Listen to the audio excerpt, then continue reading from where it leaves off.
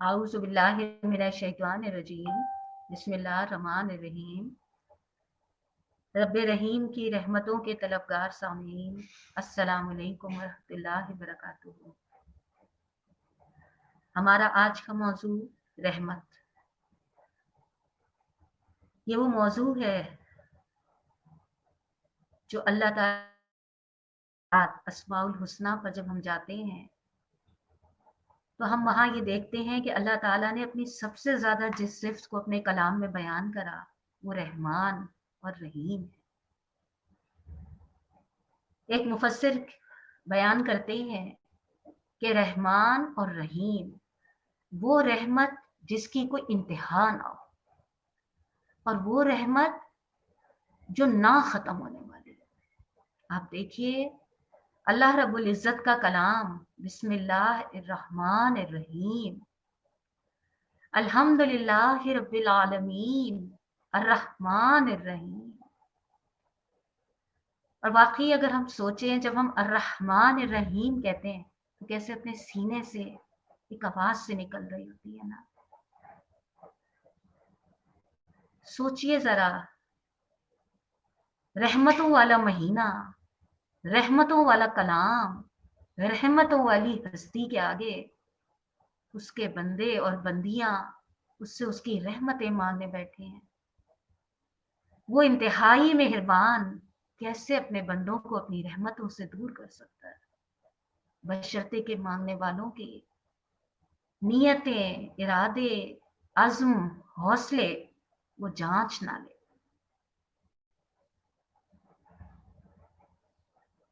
रमजान का पहला अशरा रहमत, दूसरा अशरा मग़फ़िरत और तीसरा अशरा जहन्नुम की आग से निजात। गोया रहमत होगी तो मग़फ़िरत होगी, मग़फ़िरत होगी तो जहन्नुम की आग से निजात होगी। इन रहमतों को समेटने के लिए कुरान के चंद मकामात से हम इंशाअल्लाह अपने लिए रहनुमाई हासिल करेंगे। हमारे सामीन को याद होगा, कल मैंने अपने प्रोग्राम में ये बात आपके सामने वाज़े करी थी और आज उसको दोबारा इसलिए वाज़े कर रही हूँ कि कुछ सामीन जो कल के प्रोग्राम में शरीक थे या कल के प्रोग्राम में नहीं थे और आज शामिल हैं, उनके सामने भी ये बात वाज़े हो जाए कि हमारा प्रोग्राम आयात कुरानी का बगौर मुताला भी और दीगर ज़राए से, जैसे कल हमने अल्लाह ताला की मोहब्बत के बारे में जो समझा था, आयात कुरानी, दुआएं और अहदीस नबी सल्लल्लाहु अलैहि वसल्लम, ये सब हमारे इन मौज़ूआत को हासिल करने का और समझने का जरिया है। आज हमारा मौजू जो रहमत का मौजू है, मैंने कल इसके बारे में आप लोगों को आयतों के नंबर लिखवाए थे। आप लोगों के जहन में होगा, मैंने कल उन आयतों का, मैंने आपको कल ये बात वाज़े करी थी कि हमारे सुनने वालों में दो तरह के लोग हैं। एक तो वो नए सामीन हैं जो सुन रहे हैं, और एक हमारे सुनने वालों में वो सामीन हैं जो पूरा साल अल्हम्दुलिल्लाह हफ्तेवार हमारी क्लासों में ना सिर्फ शामिल होते हैं बल्कि अपनी मकदूर भर जद्दोजहद, हत्तर इम्कान जितनी अपना हिस्सा उस मिशन के लिए डाल सकते हैं जिस मिशन की तरफ ये आयतें बुलाती हैं। लिहाजा उनका जहन कुरान का बगौर मुताले की तरफ तकाजा करता है, और जाहिर है वो जरा नए सुनने वाले सामीन के लिए थोड़ा सा मुश्किल होता है। लेकिन उस मुश्किल में जिसके इनाम में बहुत बड़ा इनाम मिल रहा हो, फिर उस मुश्किल को झेलना इंसान को मुश्किल नहीं लगता। लिहाजा आज जो मैं अल्लाह के कलाम से कुछ आयतें, जो मैंने टॉपिक कल आप लोगों के सामने रखे थे, जमीन और आसमान का निजाम रहमत पर कायम है और अल्लाह की रहमत किन लोगों के लिए है। इंशाल्लाह इन टॉपिक्स को मैं कुरान के तहत लेने की पूरी कोशिश करूंगी, इस दुआ के साथ कि रब्बि इश्रह ली सदरी व यस्सिर ली अमरी वहलुल उक़दतम मिन लिसानी व यफ़क़हू क़ौली।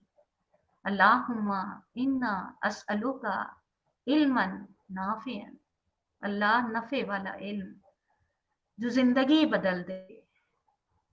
اللہ کو علم عطا فرما دے، آمین۔ رب کی رحمت کو محسوس کرنے کے لیے میں اکثر آپ سے یہ بات کہتی ہوں، ایک بولنا ہوتا ہے، ایک سننا ہوتا ہے، اور ایک محسوس کرنا ہوتا ہے۔ میں نے جب آپ کے سامنے تدبر قرآن کا مطالعہ رکھا تھا تو میں نے آپ کے سامنے اللہ کے نبی صلی اللہ علیہ وسلم کے فرمان سے اس محسوسات کی کیفیت کا تفصیلی تجزیہ رکھا تھا۔ لہٰذا اس وقت بھی جو آپ کے سامنے آیتیں رکھی جائیں گی، آپ نے یہ آیتیں کئی دفعہ سنی ہوں گی، لیکن اس وقت جس کیفیت کے ساتھ ہم ان آیتوں کو سنیں گے، یقیناً ہم اس رب کی رحمان کی رحمت کو اپنے دلوں کے بہت قریب محسوس کریں گے۔ آئیے ہم سورہ رحمان کی ان آیتوں کی سماعت کرتے ہیں اور اس رحمت کے جذبوں سے اپنے دلوں کو تازہ کرتے ہیں، جو میرا اور آپ کا اثاثہ بھی ہے، نجات بھی ہے اور انجام بھی ہے۔ سورہ رحمان۔ اعوذ باللہ من الشیطان الرجیم، بسم اللہ الرحمن الرحیم۔ الرحمن علم القرآن، خلق الإنسان، علمه البيان، الشمس والقمر بحسبان، والنجم والشجر يسجدان، والسماء رفعها ووضع الميزان، ألا تطغوا في الميزان، وأقيموا الوزن بالقسط ولا تخسروا الميزان، والأرض وضعها للأنام، فيها فاكهة والنخل ذات الأكمام، والحب ذو العصف والريحان، فبأي آلاء ربكما تكذبان۔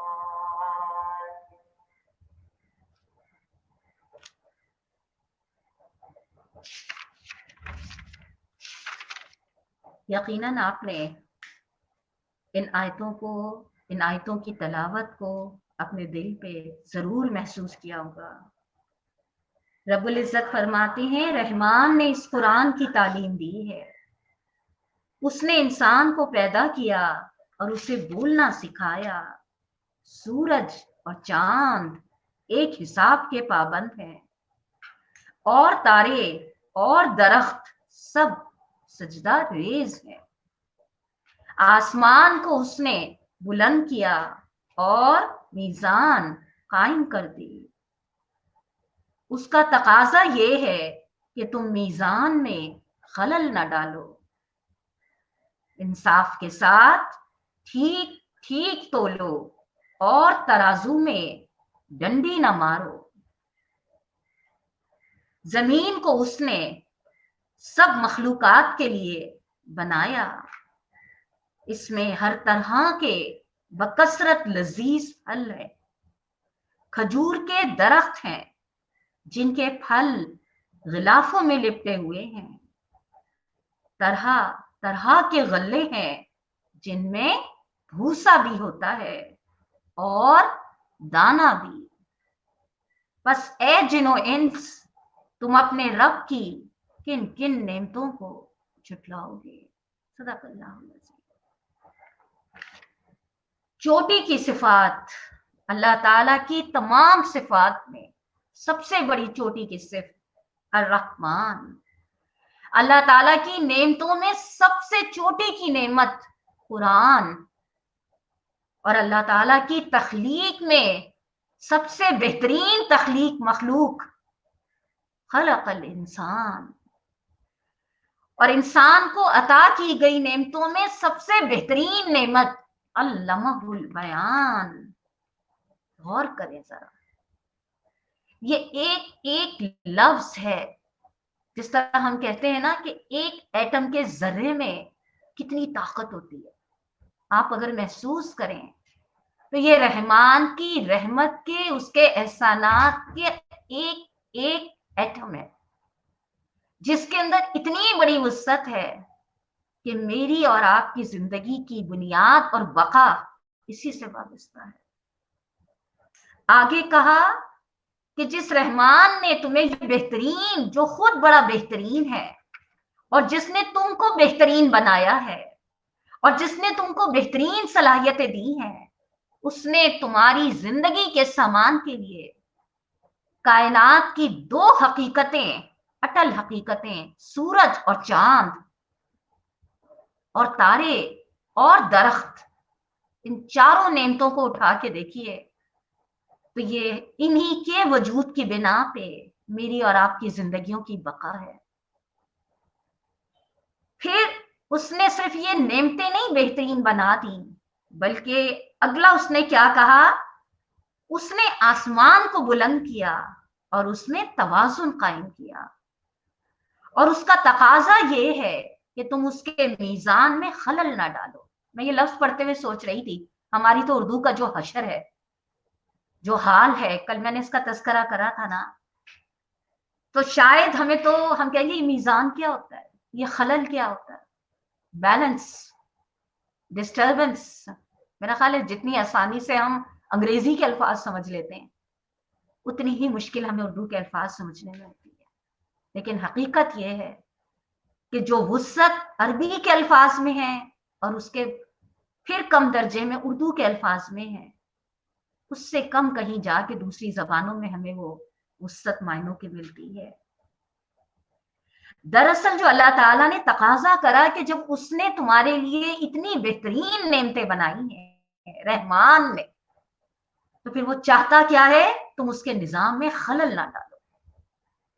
یہ اس کے نظام میں خلل کیا ہے، یہ انشاءاللہ ہماری آج کی آیتوں کے مطالعے سے واضح آئے گا کہ اللہ نے جس نظام کو کروڑا سال سے بہترین بنایا ہے، اس نظام میں خلل انسان اپنے حرکتوں سے کیسے ڈال رہا ہے. میں بھی ان سائنسی انکشافات پہ نہیں جا رہی جہاں پہ اوزون کی تہہ کی بات آتی ہے، جہاں پہ انسانی تسخیر کے ان مراحل کی بات آتی ہے کہ انسان خود کیسے، جس کو علامہ اقبال نے کہا تھا نا، تمہاری تہذیب خود آپ اپنے خنجر سے خودکشی کرے گی، اور ہم اس کا خمیازہ اور ہم اس کا نقصان اور ہم اس کے نتائج بھگت رہے ہیں. وہ ایک الگ موضوع ہے، اس لیے میں آگے بڑھ رہی ہوں.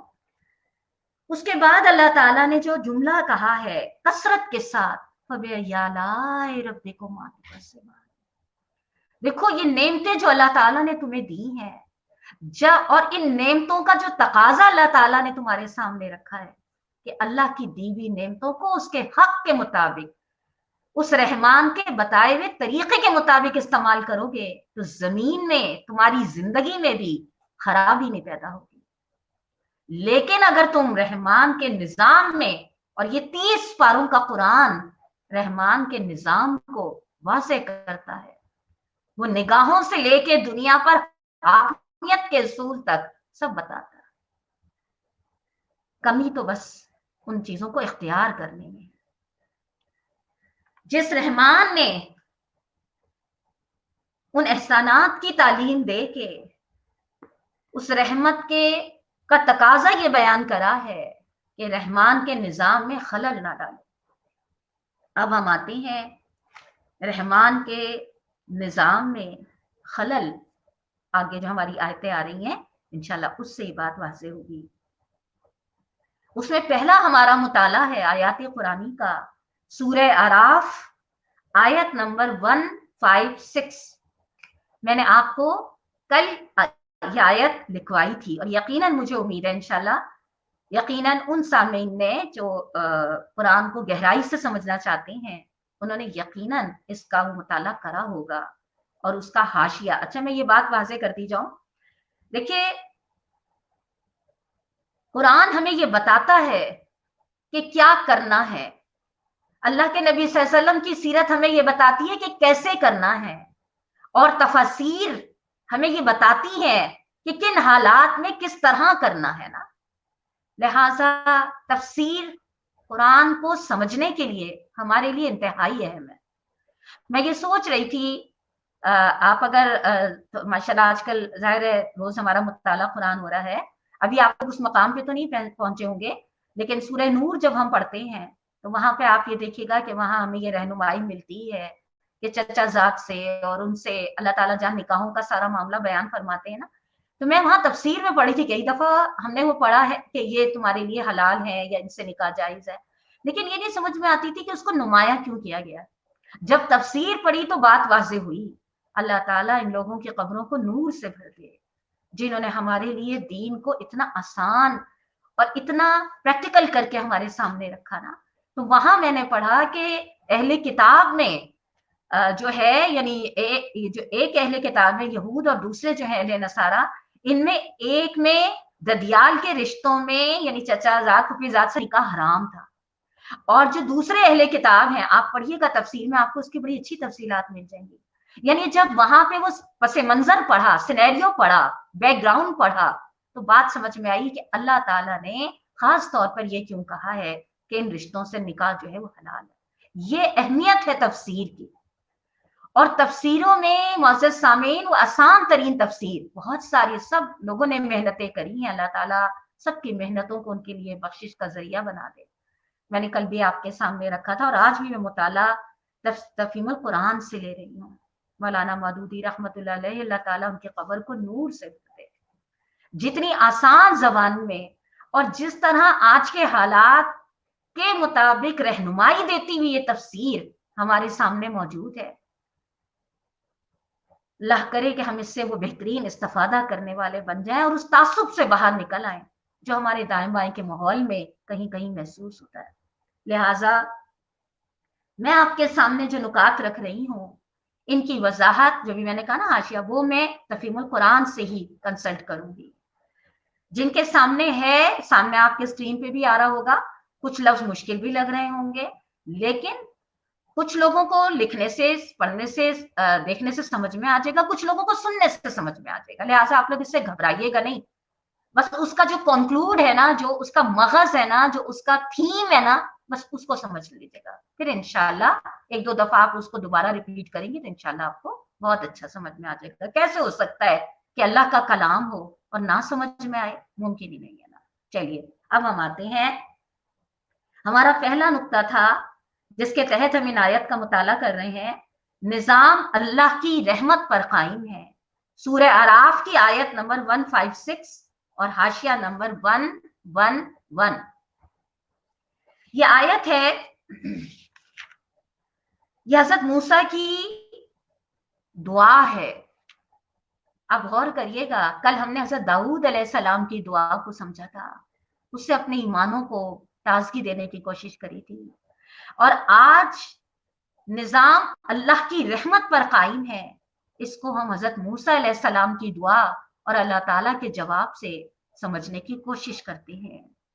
آیت ہے، بسم اللہ الرحمن الرحیم، وَاكْتُبْ لَنَا فِي هَٰذِهِ الدُّنْيَا حَسَنَةً وَفِي الْآخِرَةِ إِنَّا هُدْنَا إِلَيْكَ قَالَ عَذَابِي يُصِيبُ بِهِ مَنْ أَشَاءُ رَحْمَتِي وَسِعَتْ كُلَّ شَيْءٍ فَسَأَكْتُبُهَا لِلَّذِينَ يَتَّقُونَ وَيُؤْتُونَ الزَّكَاةَ وَالَّذِينَ هُمْ بِآيَاتِنَا يُؤْمِنُونَ۔ اور ہمارے لیے اس دنیا کی بھلائی بھی لکھ دیجئے اور آخرت کی بھی، ہم نے آپ کی طرف رجوع کر لیا۔ جواب میں ارشاد ہوا، سزا تو میں جسے چاہتا ہوں دیتا ہوں، مگر میری رحمت ہر چیز پر چھائی ہوئی ہے، اور اسے میں ان لوگوں کے حق میں لکھوں گا جو نافرمانی سے پرہیز کریں گے، زکوٰۃ دیں گے اور میری آیات پر ایمان لائیں گے۔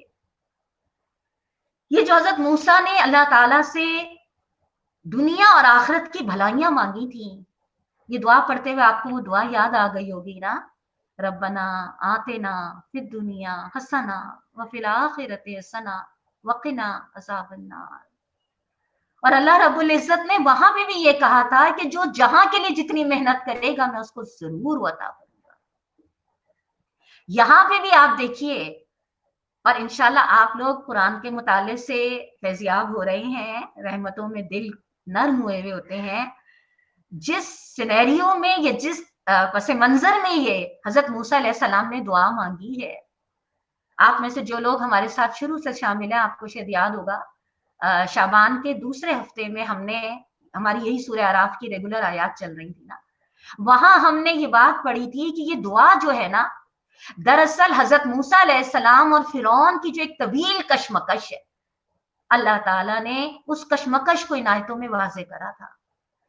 और ये बात हमें कुरान पढ़ने वालों को वो तवील कशमकश हजरत मूसा और फिरौन की ये बात समझाने के लिए समझाई जा रही थी कि हर दौर का एक मूसा होता है और हर दौर का एक फिरौन भी होता है। मूसा एक नाम है और फिरौन भी एक नाम है। ये किरदार हर जमाने में पाए जाएंगे, लिहाजा आज के दौर में भी यकीनन फिरौनियत का वो किरदार मौजूद है। ऐसे वक्त में अहले ईमान को यह समझाया जा रहा है कि हजरत मूसा के नक्शे कदम पर चलते हुए इस फिरौनियत का मुकाबला करने के लिए क्या करो, अपने रब से अपने ताल्लुक को मजबूत करो। जब तुम अपने रब से ताल्लुक को मजबूत करोगे तो फिर रब तुम्हें जवाब देता है कि मेरा निजाम तो रहमत पर कायम है। आप देखिए ना, इन दुआओं में, इन अल्फाज में हजरत मूसा के कैसी इल्तिजा झलक रही है ना, किस कदर आजिज़ी झलक रही है। हमारे लिए इस दुनिया की भलाई भी लिख दीजिए। ये जो भलाई का लफ्ज है ना मुअज़्ज़ज़ सामीन, फलाह का लफ्ज है, हसना का लफ्ज है, ये ऐसा लफ्ज है, मैं इसके बारे में पढ़ रही थी, फलाह का लफ्ज है, किसी जबान में इसका तर्जुमे का हक अदा नहीं हो सकता। अरबी अपनी मकाम पर ऐसी जबान है जो अपने अंदर बेइंतहा वुसअत रखती है। ऐसी भलाइयां जो कभी खत्म ही ना होती हो, ऐसी अचीवमेंट्स, ऐसी कामयाबियां जो अनलिमिटेड हो, भलाइयां। आप सच सच बताइए, हमें एक इनाम या कामयाबी ऐसी मिलती है कि आज तो मिल जाती है लेकिन कल फिर नाकामी हो जाती है। तो जब नाकामी होती है तो पिछली कामयाबी की जो खुशी होती है थोड़ा मान पड़ जाती है। कुरान जिस कामयाबी की जमानत दे रहा है और हजरत मूसा जिस कामयाबी की दुआ मांग रहे हैं और अल्लाह ताला मोमिनों को जिस कामयाबी की तरफ मुतवज्जे कर रहे हैं, ये वो हसना है, ये वो कामयाबी है जो अनलिमिटेड होगी। और अल्लाह ताला इस कामयाबी को देने के लिए देखिए जवाब क्या दे रहे हैं। अल्लाह ताला फरमा रहे हैं, जब हजरत मूसा फरमाते हैं, इल्तिजा करते हैं अपने रब से। मैं जो कभी कभी पढ़ती हूँ मैं सोचती हूँ, हालांकि आप देखिए हजरत मूसा का और अल्लाह ताला का मामला कैसा था, कैसी बातें किया करते थे ना आपस में, लेकिन जानते थे कि वो रब्बुल आलमीन है। जब इंसान किसी से कुछ मांगता है ना तो दब के मांगता है, झुक के मांगता है। हजरत मूसा किस अंदाज में मांग रहे हैं, हम भी अल्लाह के आगे गिड़गिड़ा के मांगते हैं, लेकिन सचमुच नफ्स अंदर से झुक चुका होता है। जब हजरत मूसा मांगते हैं कि अल्लाह ताला इस दुनिया की भलाई भी लिख दीजिए और आखिरत की भी, हमने आपकी तरफ रुजू कर लिया, तो अल्लाह ताला जवाब देते हैं। जवाब में इरशाद हुआ, सजा तो मैं जिसे चाहता हूं देता हूं, मगर मेरी रहमत हर चीज पर छाई हुई है। इसकी तशरीह में मौलाना ने बड़ा प्यारा जुमला लिखा है, यानी अल्लाह ताला जिस तरीके पे खुदाई कर रहा है उसमें असल चीज गजब या गुस्सा नहीं है, जिसमें कभी कभी रहम और फजल की शान नजर आती हो, बल्कि असल चीज रहम है जिसपे सारा निजाम आलम कायम है। और इसमें गजब सिर्फ उस वक्त नमूदार होता है जब बंदों का गुरूर हद से बढ़ जाता है। मैंने मुश्किल अल्फाज को आसान करके रखने की कोशिश करी है। बंदों का गुरूर कैसे पता चलता है? मेरी मर्जी, मेरा फैसला, मेरा हुक्म, मेरी जिंदगी, मेरी ख्वाहिशात। आप सोचिए जरा, फर्द से लेके सल्तनतों पे, रियासतों पे चले जाइए, वर्ल्ड ऑर्डर। जब फर्द से इस हाकमियत का, इस गुरूरियत का इजहार होता है, तो फिर ये गरूर फैलते फैलते रियासतों पर, कौमों को अपना गुलाम बना लेता है, जिसकी खेचातानी आप इस वक्त कोरोना की सूरत में तज्जियों में मुसलसल सुन रहे हैं। लेकिन बात क्या निकल कर आई? अल्लाह ताला क्या कह रहे हैं? अल्लाह ताला का सारा निजाम रहमत पर कायम है, और अल्लाह ताला के निजाम में असल चीज रहमत है, गजब नहीं है। और कब अल्लाह का गजब जोश मारता है? जब बंदों का गुरूर हद से आगे बढ़ जाता है। और मेरा ख्याल है, बल्कि मेरा यकीन है, कि इस वक्त के हालात खुद बता रहे हैं कि अफराद और कौमों का गुरूर किस मकाम पे पहुंच गया कि अल्लाह ताला ने अपने घर, अपनी इबादत गाहें, सब कुछ वीरान हो। ये बंदों के गुरूर की, बंदों की उस तकब्बुर की, अल्लाह ताला फरमाते हैं तकब्बुर मेरी चादर है, जो मुझसे मेरी चादर घसीटे वो अपना अंजाम सोच ले। हम तकबीरात पढ़ते हैं, अल्लाहु अकबर, अल्लाहु अकबर, ला इलाहा इल्लल्लाह, अल्लाहु अकबर, अल्लाहु अकबर, वलिल्लाहिल हम्द। सच सच बताइए। इस्लाही साहब लिखते हैं, हम नमाज में कमोबेश 76 मरतबा कहते हैं, उठते बैठते अल्लाहु अकबर। एक दफा नहीं सोचते अल्लाह कहां बड़ा है। मेरी ख्वाहिशात में अल्लाह बड़ा है, मेरी जिंदगी की मसरूफियात में अल्लाह की बड़ाई कायम है, मेरी हलाल रोजी हासिल करने में अल्लाह की बड़ाई कायम है, मेरे 24 घंटे के इस्तेमाल में अल्लाह की बड़ाई की हाकमियत कायम है, मेरी तरजीहात में मेरी मर्जी ज्यादा है या मेरे अल्लाह की मर्जी ज्यादा है। हालांकि कितनी प्यारी वो हदीस कुदसी पढ़ते हैं ना, ए इब्ने आदम, एक तेरी चाहत है और एक मेरी चाहत है,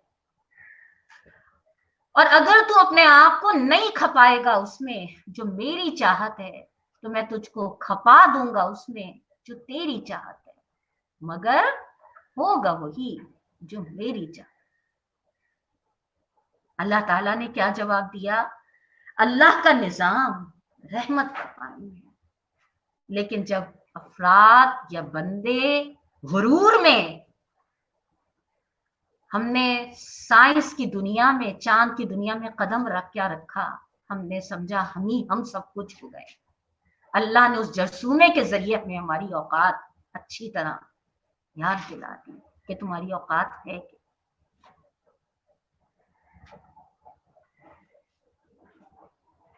क्या बात इन आयतों से निकल कर आई? उसके बाद जो अल्लाह ताला ने अगला जुमला कहा, अल्लाह ताला के जवाब को थोड़ा गौर से देखिए। मेरी रहमत हर चीज पे छाई हुई है और उसे मैं उन लोगों के हक में लिखूंगा। अब अल्लाह ताला का अंदाज देखिए, फाइनल करूंगा, जाहिर है अल्लाह अकबर, हाकमियत का अख्तियार है। उसे मैं उन लोगों के हक में लिखूंगा जो नाफरमानी से परहेज करेंगे। आप गौर करिएगा इस लफ्ज पे, अल्लाह ताला ने ये नहीं कहा कि मैं अपनी रहमत को उन लोगों के हक में लिखूंगा जो नाफरमानी नहीं करेंगे, ये नहीं कहा, नहीं। इसलिए कि बंदा तो बंदा, इब्ने आदम तो बशर है, नाफरमानी ना करने का इख्तियार तो सिर्फ नूरानी मखलूक फरिश्तों के पास है, वही सिर्फ बुराई से नहीं कर सकते, नाफरमानी नहीं कर सकते। इंसान को तो अल्लाह ताला ने पैदा ही इख्तियार दे के किया, लिहाजा अल्लाह ताला ने यहाँ पर अपनी रहमत से इस्तिफादा करने वालों की जो सिफात बताई है, उसमें अल्लाह ताला ने कहा नाफरमानी से परहेज करें, ये नहीं कहा नाफरमानी नहीं करेंगे। और दूसरा, ये नहीं कहा कि नेकियां करेंगे, ये नहीं कहा, बल्कि क्या कहा? नाफरमानी से परहेज करेंगे। इसमें बड़ा गहरा नुक्ता है, इसलिए कि नेकियां करने की जब बात आती है, गरीबों की मदद करो, बहुत अच्छी नेकी की बात है, रोजा रखो, कुरान पढ़ो, वज़ाइफ पढ़ो, भूखों को खाना खिलाओ, ये सब नेकियों की बातें हैं, बहुत अच्छी बात है कि अल्लाह तौफीक दे रहा है। लेकिन इन नेकियों के साथ अपनी आदतें, अपना गुरूर, اپنی خواہشات، اپنی میں سے باز آ جاؤ، اپنی زندگی کے طور طریقوں کو، اپنے رب کی، اپنے رہن سہن کے طریقوں کو، اپنے کمانے کو، رزق کمانے کے طریقوں کو، اپنے 24 گھنٹے استعمال کرنے کے طریقوں کو، اپنے جسم کی توانائیوں کو رب کی رضا کے مطابق خرچ کرو، یہاں نافرمانی نہ کرو. یہ بات سمجھ میں نہیں آتی، یا آ جاتی ہے تو ہو نہیں پاتی. اس لیے اللہ رب العزت نے یہاں پہ جو لفظ استعمال کرا ہے، جو نافرمانی سے پرہیز کریں گے اور کیا کریں گے، زکات دیں گے اور میری آیات پر ایمان لائیں گے. آپ ذرا غور کریے گا، یہ تینوں جو ہے نا، نافرمانی سے پرہیز اور میری آیات پر ایمان لانا. آیات پر ایمان کیا ہے؟ اعتقاد، عقیدہ. اور نافرمانی سے پرہیز کیا ہے؟ عمل. ان الذین آمنوا وعملوا الصالحات. جن کا ان آیات پر ایمان اتنا مضبوط ہو جائے گا کہ وہ اپنے لائف سٹائل میں، اپنی عادتوں میں، اپنی خواہشات میں، اپنے مزاج میں اور اپنی دلچسپیوں میں اللہ کی رضا کو ترجیح دیں گے بجائے اپنی خواہشات کے. اور تیسری صفت کیا بتائیے؟ زکات دیں گے. زکات انشاءاللہ ہمارا ایک پورا ایک موضوع ہے جو ہم انشاءاللہ، چونکہ رمضان کے حوالے سے اس کی بہت اہمیت ہے، انشاءاللہ ہم اس پہ اپنا پورا ایک پروگرام رکھیں گے. سمپل الفاظ میں اگر صرف اتنی بات کہہ دوں کہ انفاق فی سبیل اللہ، چاہے وہ ایک مقرر تعداد سے ہو یا اس سے بڑھ کر ہو، مطلوب کیا ہے؟ ایسا ممکن ہی نہیں ہے کہ اللہ کی اطاعت کرنے کا جذبہ ہو اور اللہ کے راستے میں خرچ کرنے کا حوصلہ نہ ہو. یہ کل ہم نے بہت اچھی طرح سمجھا تھا کہ جس سے محبت کی جاتی ہے اس راستے میں مال خرچ کیا جاتا. کیا بات نکل کر آئی؟ اللہ کا نظام، پورا کائنات کا نظام. اب میں اس کی تفصیل میں نہیں جا رہی، حقیقت تو یہ ہے کہ کبھی کبھی میں سوچتی ہوں کہ وہ جو قرآن کہتا ہے نا کہ اے نبی، سمندر بھی روشنائی بن جائے تو تیرے رب کی باتیں کبھی ختم نہ ہو. میں اگر صرف اللہ کی ان رحمتوں کو سورج پہ بات کرنے بیٹھوں، چاند پہ بات کرنے بیٹھوں، تو آپ سوچئے ذرا، وقت گزر جائے، الفاظ ختم ہو جائیں، لیکن رب کی چھپی ہوئی رحمتیں جو ان نعمتوں میں ہیں، اپنی آنکھوں پہ بات کروں، اپنی زبان پہ بات کروں. جب ہم نے سورہ رحمان میں پڑھا تھا تو دراصل کیا بات نکل کر آئی؟ اللہ تعالیٰ نے قرآن میں فرمایا، بڑی ہلا دینے والی آیت ہے، آپ لوگ قرآن پڑھ رہے ہیں، اس آیت پہ آ کے رکیے گا. اللہ رب العزت فرماتے ہیں، کوتب علیکم الرحمہ، اس نے اپنی ذات پر رحمت اپنے بندوں کے لیے واجب کر لی ہے. ذرا سوچئے تو، کیا کوئی اللہ کی ذات پہ اللہ کی ذات پہ کوئی چیز واجب کر سکتا ہے؟ اللہ تعالیٰ خود اپنی ذات پہ اپنے بندوں کے لیے، اور اس کے بندے بھی کون؟ جن کے بارے میں سورہ آل عمران میں اللہ نے فرمایا، نادانی میں جب کوئی گناہ کر بیٹھتے ہیں، بھول چوک کر بیٹھتے ہیں، تو مان اللہ انہیں یاد آ جاتا ہے اور وہ فوراً اللہ کی طرف پلٹ آتے ہیں اور اپنے کیے پہ دیدہ اور دانستہ اصرار نہیں کرتے. اپنی غلطیوں کا ادراک، ان کو ریئلائز کرنا، ان کا جائزہ لینا اور پھر ان کی اصلاح کی کوشش کرنا. اس کے بعد ہماری اگلی آیات جو تھی، ہمارا اگلا ٹاپک جو تھا، اللہ کی رحمت کیسے لوگوں کے لیے ہے. اس میں نے آپ کو لکھوایا تھا سورہ اعراف ہی کی آیت 55 اور 56. اب ہم اس پر آ جاتے ہیں.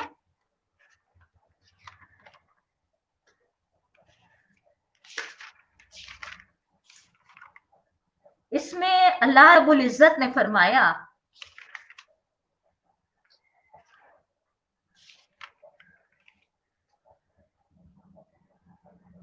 ادعوا ربکم تضرعا وخفیا انہ لا يحب المعتدین ولا تفسدوا فی الارض بعد اصلاحها وادعوه خوفا وطمعا ان رحمت اللہ قریب من المحسنین. پکارو اپنے رب کو گڑ گڑاتے ہوئے اور چپکے چپکے، यकीनन वो हद से गुजरने वालों को पसंद नहीं करता। जमीन में फसाद बर्पा ना करो जबकि इसकी इस्लाह हो चुकी हो, और अल्लाह ही को पुकारो खौफ के साथ और तमा के साथ। यकीनन अल्लाह की रहमत नेक किरदार लोगों से करीब है। इसमें अल्लाह रब्बुल इज्जत ने ये वाज़ेह करा है कि अल्लाह की रहमत कैसे लोगों के करीब है। मैं इसको आसान करके आपके सामने रखती हूँ। आप गौर करिएगा, जहां अल्लाह ताला ने आयत नंबर 55 और 56 में वो सिफ्त बताई है जिसकी भी मैं वजाहत कर रही हूँ, तो इससे पहले वाली आयत में अल्लाह ताला ने अपना बड़ा जबरदस्त तारुफ रखा। वो तारुफ क्या है? तुम्हारा रब अल्लाह ही है जिसने आसमानों और जमीन को 6 दिनों में पैदा किया, फिर अपने तख्त पे सल्तनत पे जलवा फरमा हुआ, जो रात को दिन पे ढांक लेता है और फिर दिन रात के पीछे दौड़ा चलाता है, और जिसने सूरज और चांद और तारे पैदा किए सब उसके फरमान के ताबे हैं। खबरदार रहो, उसी की खल्क है और उसी का हुक्म है। बड़ा बाबरकत है अल्लाह, सारे जहानों का मालिक और परवरदिगार। पुकारो अपने रब को गिड़गिड़ाते हुए। गौर करा आपने, महसूस करा आपने? इतनी जबरदस्त हस्ती है, लेकिन अल्लाह ताला ने क्या कहा? वो तुम्हारा अपना रब है। आप में से जिन लोगों ने अरबी पढ़ी भी होगी वो ये बात अच्छी तरह जानते होंगे, रब का लफ्ज अल्हम्दुलिल्लाह रब्बिल आलमीन, रब का लफ्ज उस हस्ती के लिए बोला जाता है पैदा करने वाली, पालने वाली, निगहबानी करने वाली, हिफाजत करने वाली, मुश्किलात दूर करने वाली। अल्लाह ताला इन मायनों में सबका रब, चाहे कोई उसे माने या ना माने। अल्लाह ताला ने अपना तारुफ रखा है कि लोगों ये तुम्हारा अपना रब है, अल्हम्दुलिल्लाह रब्बिल आलमीन, सारे जहानों का जो रब है। देखिए, जब कोई बहुत बड़ी हस्ती या बहुत बड़ी चीज आती है ना, तो फौरन हमारे अंदर ये एहसास होता है ये हमारी अप्रोच से तो बाहर है, हमारी तो इतनी अप्रोच ही नहीं, हमारी तो इतनी पहुंच ही नहीं है। लेकिन अल्लाह रब्बुल इज्जत जब अपनी हस्ती का तारुफ हमारे सामने रखते हैं तो ये भी एहसास दिला देते हैं वो तुम्हारी अपनी अप्रोच में है, तुम्हारा रब है, हम उसकी रगे जान से भी ज्यादा करीब है, जिसको पुकारना नहीं पड़ता, जो खुद ही सुन लेता है हम क्या कहना चाहते हैं, हम क्या सुनना चाहते हैं। अल्लाह ने सबसे पहले तो उस हस्ती का तारुफ रखा और फिर ये कहा अला लहुल खल्क व लहुल अम्र। जब सारी तखलीक उसकी है तो हुक्म उसका चलना चाहिए। ये तो बिल्कुल एक कॉमन सेंस की बात है। आज की ये पढ़ी लिखी दुनिया जो अपने राइट्स का बड़ा अलंबरदार है, वो खुद ये दावा करती है कि जो जिस चीज को इजाद करता है, बनाता है, उसके हकूक उसके लिए महफूज होते हैं। ये कॉमन सेंस की बात है ना। तो फिर अल्लाह ताला तो कायनात की हर शय का और इस 6 फीट के इंसान का भी मालिक है, तो फिर उसके भी तो मालिकाना हकूक है ना। और उसका ये हक है कि उसका हुक्म अला लहुल खल्क, ये 2 जुमले जो है ना, अला लहुल खल्क व लहुल अम्र वल अम्र। जब तुमने मान लिया कि सब तखलीक उसकी है तो फिर उसका हुक्म चलना चाहिए। मैं इस लफ्ज को पढ़कर सोचती हूँ, छोड़ दीजिए दुनिया की बात, आ जाइए अपने इस 6 फीट के जिस्म पर। मेरे दिल पे अल्लाह का हुक्म चल रहा है, मेरा दिमाग अल्लाह के हुक्म के मुताबिक ही अतात के लिए आमादा है, मेरी ख्वाहिशात, मेरी आरज़ुए जिंदगी, मैं दुनिया पे अल्लाह की हाकमियत की दावेदार हूं, लेकिन मैं अपने इस 6 फीट के जिस्म पर और ये जो मेरे दिल में एक गोश्त का लोथड़ा धड़क रहा है, क्या इस पर भी अल्लाह की हाकमियत कायम है? ये भी तो उसी ने बनाया है, उसी का हुक्म चलना चाहिए। बड़ा बाबरकत है, तबारकल्लाहु रब्बुल आलमीन। यकीन मानिए इस आयत में अल्लाह ताला ने जो अपनी जात का तारुफ रखा है ना, मेरे अल्फाज उसको बयान करने के लिए नाकाफी है। अगर तुम्हें उस हस्ती की वुसअत का, जबरूत का, कुदरत का एहसास हो गया तो अब तुम क्या करो, उदउ रब्बकुम, اللہ کی رحمت کن لوگوں پہ آتی ہے؟ جو اپنی اوقات پہچان کر اپنے رب کے آگے روتے. اب گڑ گڑانے کا جو لفظ قرآن کہتا ہے تضرعن، تضرع کہتے ہیں تڑپنا، مچلنا، رونا. اور یہ کوئی ایسی، شاید گڑ گڑانے کا لفظ ہمیں مشکل لگے، لیکن یہ کیفیت جو میں نے آپ کے سامنے رکھی یہ تو ہماری اکثر ہوتی ہیں. یوتھ کے اندر اپنے ایگزامز کے ریزلٹ کے طور پر ہوتی ہیں، کیسے اللہ سے تڑپ تڑپ کے مانگتے ہیں. مجھے آج بھی یاد ہے، بڑی پیاری ایک میڈیکل کی اسٹوڈنٹ تھی، شادی ہو گئی اس کی، وہ باہر چلی گئی. اس کا اکثر جب رابطہ ہوتا ہے تو بڑے اس سے، جس وقت وہ میڈیکل کی ایجوکیشن میں تھی، تو اکثر میں اس کی جوانی اور اس کی اللہ سے تعلق کی تڑپ جب دیکھا کرتی تھی نا، تو مجھے اس سے بڑی نصیحت ملتی تھی. وہ مجھ سے اتنے اس سے کہتی تھی، الماوا جی جب میرے ایگزام کے سیزن آتے ہیں نا، ظاہر ہے میڈیکل کے، میرا خیال ہے شاید 3rd ایئر میں تھی وہ، تو اس نے کہا الماوا جی جب ایگزام کے سیزن آتے ہیں نا، میں اللہ میاں سے آگے یقین مانے رات کو بار بار اٹھتی ہوں، اللہ میاں سے نفل مانتی ہوں، پھر اللہ میاں سے روزے بھی مانتی ہوں، اور بہت اللہ میاں جی سے بات بڑی پیاری کرتی ہے، اللہ میاں جی سے میں یہ مانگتی ہوں، اللہ میاں جی سے میں وہ مانگتی ہوں. اور پھر الماوا جی اللہ میاں جی نے مجھے بہت اچھی پوزیشن میں کامیاب کر دیا. لیکن الماوا جی اب مجھ سے اتنے روزے رکھنا، اتنے نوافل نہیں رکھے جاتے نا، اللہ میاں بتائیے اللہ میاں مجھے معاف کر دیں گے؟ اس کا جو بے ساختہ انداز تھا نا اللہ تعالیٰ سے تعلق کا، وہ شاید میں بیان کرنے سے قاصر ہونا. لیکن اس سے اندازہ، اسی طرح ہم اگر اٹھا کر دیکھیں کہ ہماری جب زندگی میں کوئی ایسی پریشانی آئی ہوئی ہوتی ہے، یہ جو تضرع کا لفظ ہے نا، یہ اپنے اندر بڑا معنی رکھتا ہے. ہم بہت سرسری انداز میں پڑھ کے چلے جاتے ہیں. مجھے اللہ کے نبی صلی اللہ علیہ وسلم نے فرمایا نا، قرآن پڑھو تو رو، رونا نہ آئے تو رونے جیسی صورت بنا لو، کہ قرآن حزن کے ساتھ نازل ہوا. مقصد کیا ہے؟ تمہارے دل کے اندر وہ کیفیت ہو. آپ ذرا مجھے بتائیے، آپ کو کسی بڑی سلطنت کے، چلے میں آپ کے سامنے جسٹ فار ایگزامپل یہ بات رکھتی ہوں، آپ سے یہ کہا جائے کہ آپ کو فلاں ریاست کے بڑے صدر کے دربار میں آپ کی پیشی ہے، کیا کیفیت ہوگی؟ خوف سے، ہیبت سے انسان کانپا جا رہا ہوگا نا. اپنی ریکویسٹ اس کے سامنے رکھنا تو بھی الگ بات ہے. جو تبارک اللہ رب العالمین ہے، اس کے سامنے ہاتھ باندھ کے جب کھڑے ہوتے ہیں، اس کے آگے جب روتے ہیں، گڑ گڑاتے ہیں، اس کی رحمت ایسے بندوں پر آتی ہے جو اس کے سامنے روتے ہیں، گڑ گڑاتے ہیں، چپکے چپکے، تضرعا و خفیۃ. اسی لیے فرمایا وہ آنکھ جو اللہ کے خوف سے روتی ہے، اور وہ پیر جو اللہ کے راستے میں گرد آلود ہوتے ہیں، ان پہ جہنم کی آگ حرام. معزز سامعین، وہ آنکھیں تو بے شک پائی جاتی ہیں جو خدا کے خوف سے تنہائی میں روتی ہیں، لیکن پھر وہ رات کی تنہائی میں خدا کا خوف سارے دن کی چلت پھرت میں میری میں کو مارنے میں کتنا مددگار ہوتا ہے، یہ پھر ایک سوالیہ نشان، جس کے بارے میں کسی کا بڑا اچھا جملہ ہے، رات کے راہب اور دن کے مجاہد. رات کا یہ رب سے گڑ گڑانا جو ہے، یہ دن کو وہ جری مومن بنا دیتا ہے کہ رات کے راہب اور دن کے مجاہد. یقیناً اللہ تعالیٰ حد سے گزرنے والوں کو پسند نہیں کرتا.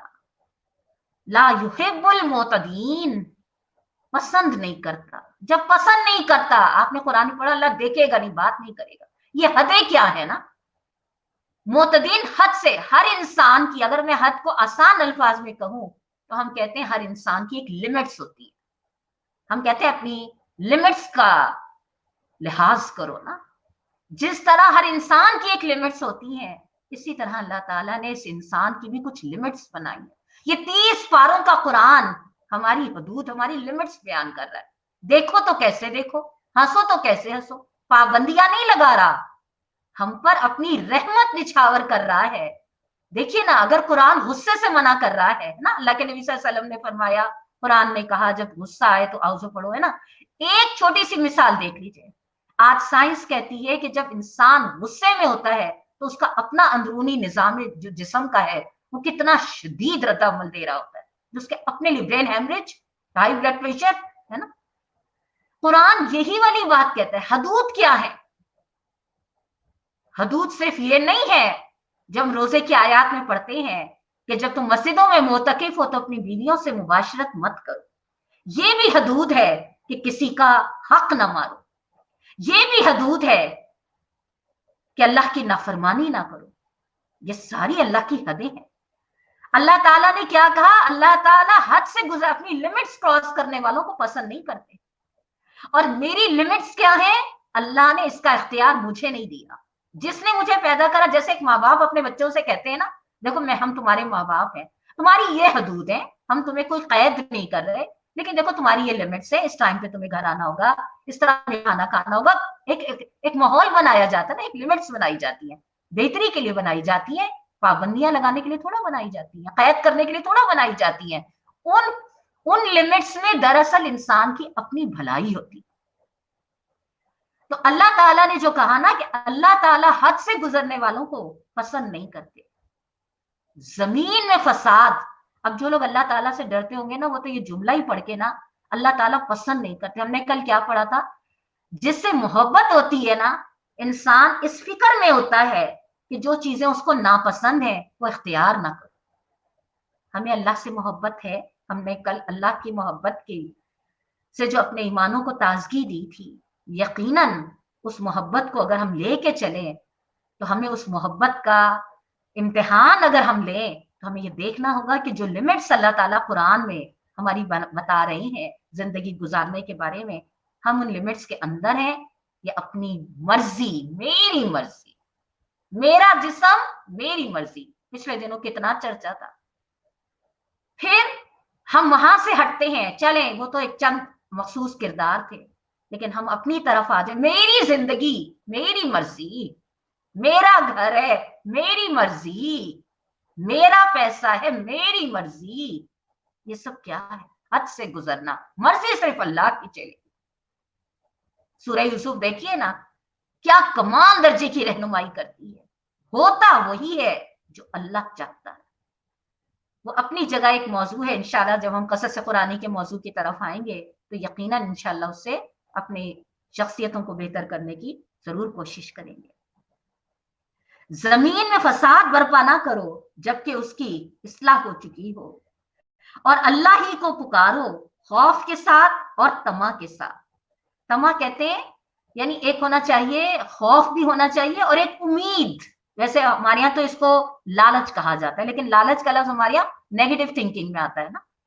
لہٰذا اللہ کو پکارو خوف کے ساتھ اور امید کے ساتھ. خوف کیسا؟ حضرت عمر رضی اللہ تعالیٰ عنہ کا اگر آسمان سے صدا آتی ہے کہ ایک کے سوا سب جہنم میں جائیں گے تو مجھے خوف ہوتا ہے کہیں میں ہی نہ ہوں، اور اگر ایک کے سوا سب جنت میں جائیں گے تو ایک امید ہوتی ہے کہ وہ شاید میں ہی ہوں. تو کیا کہا؟ اللہ کو پکارو. ظاہری تمہاری باطنی کیفیت بھی تڑپنے والی ہو اور تمہارے دل کی کیفیت بھی کیا ہو، اللہ کو پکارو خوف کے ساتھ اور امید کے ساتھ. یقیناً اللہ کی رحمت نیک کردار لوگوں کے قریب ہے. نیک باتیں کرنے والوں کے قریب نہیں کہا، قریب من المحسنین. نیک کردار لوگ کون ہوتے ہیں؟ اس کی تفصیل کچھ پیچھے آئی اور کچھ آگے کی آیات میں آئی. اس کی جو اہم ترین چیز مولانا نے بیان کری ہے، جو آپ کے سامنے حاشیوں میں آ رہی ہوگی، تھوڑا سا آپ لوگوں کو آپ لوگ اس کو پڑھیے گا. میں صرف اتنی بات اس سے آپ کے سامنے مختصر الفاظ میں رکھ دیتی ہوں کہ اس میں انہوں نے دو نظریوں کی وضاحت کری ہے. ایک یہ کہ جب انسان اللہ کی اطاعت سے نکل کر اپنے نفس کی اطاعت یا اپنے جیسے دوسرے انسانوں کی اطاعت اختیار کرتا ہے اور اس کے مطابق اپنے قوانین بناتا ہے اور اپنے طریقے زندگی بناتا ہے، تو اس کا نتیجہ کیا ہوتا ہے؟ زمین میں خرابی ہی خراب. اور قرآن کا مقصد اس فساد کو روکنا ہے. اور دوسری چیز جو ایک اہم ترین مولانا نے اس میں سمجھایا، یہ ہماری آج کی ایجوکیشن پالیسی کا بڑا بنیادی نقطہ ہے. قرآن کا بیان اس پالیسی سے ٹکرا رہا ہے. اس لیے میں اس لائنوں کو ہی آپ کے سامنے پڑھ دیتی ہوں.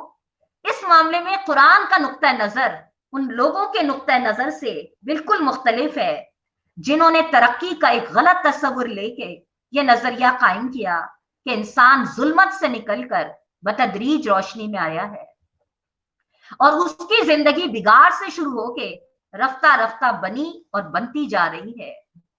اس کے برعکس قرآن کہتا ہے کہ اللہ نے انسان کو پوری روشنی میں زمین پہ بسایا تھا اور ایک سہلے نظام سے اس کی زندگی کی ابتدا کی تھی.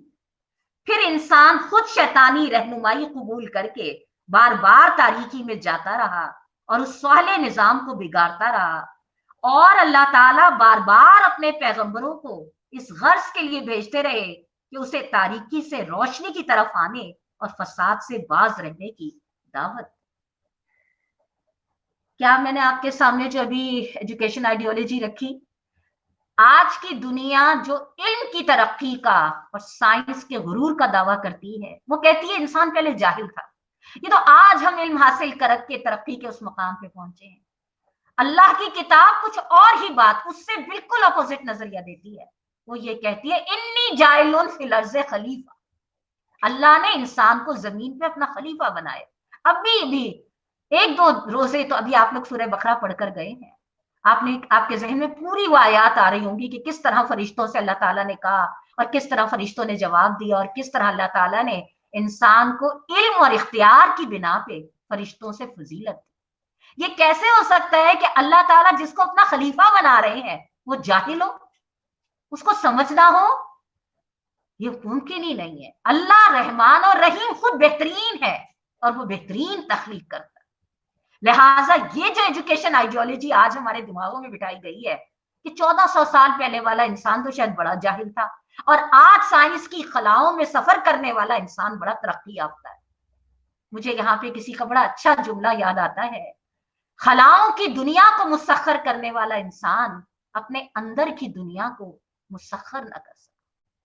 حقیقت یہ ہے کہ آج کی اس دنیا نے ہمیں زمین کی تہوں کے خزانے حاصل کرنے سکھا دیے, سمندر کی تہوں میں ہمیں ان نعمتوں سے مالا مال کرنا سکھا دیا, لیکن انسان کو زمین پہ انسان بن کے جینا نہ سکھا.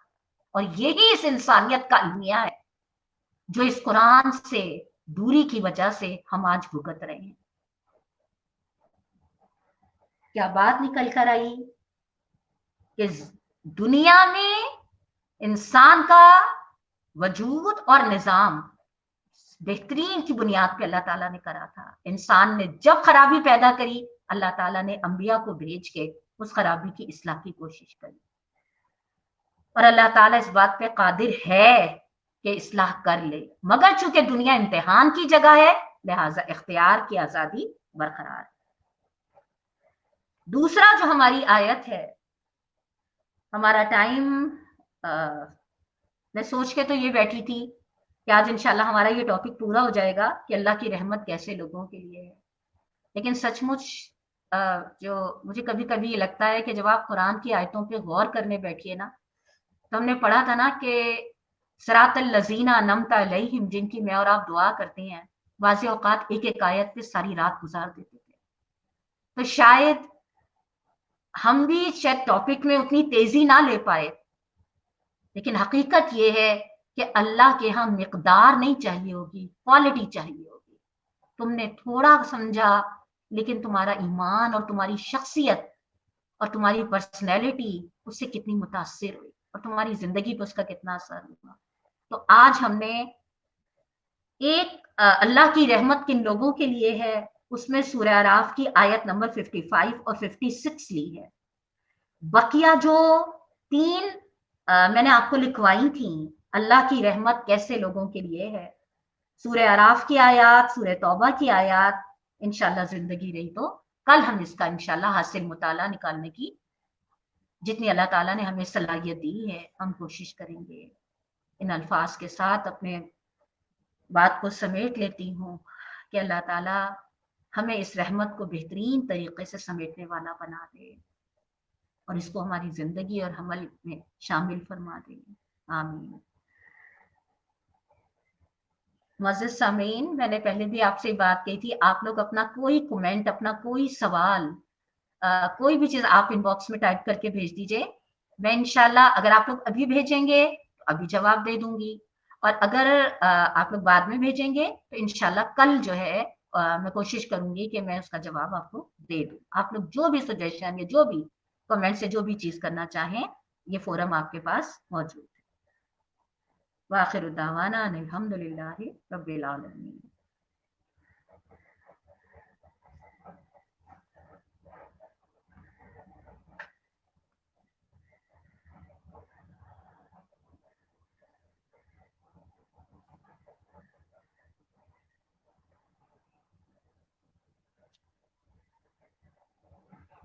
एक साहबा कह रही है कि टाइम बढ़ा दें क्लास का।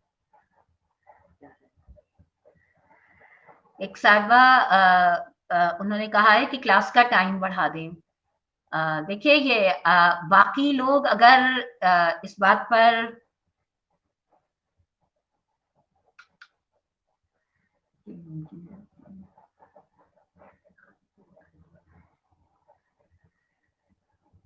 बाकी लोग भी अगर अपने हमारी जिस बहन ने अपना ये कहा है वक्त बढ़ाने के लिहाज से, अगर बाकी सुनने वाले भी अपना वो दे दें, अपनी राय दे दें, तो हमें कुछ फैसला करने में इंशाल्लाह आसानी हो जाएगी ना। मैं आप लोगों की राय की मुंतजर होंगी। हमारी इस बहन ने भी यकीनन खैर ख्वाही और जरूरत के तहत ही कहा, और दीगर सामीन भी बहरहाल हम लोगों की सहूलत को मद्देनजर रखते हुए इंशाल्लाह जो सबकी जिसमें सहूलत होगी इंशाल्लाह वो लेके चलने की कोशिश करेंगे।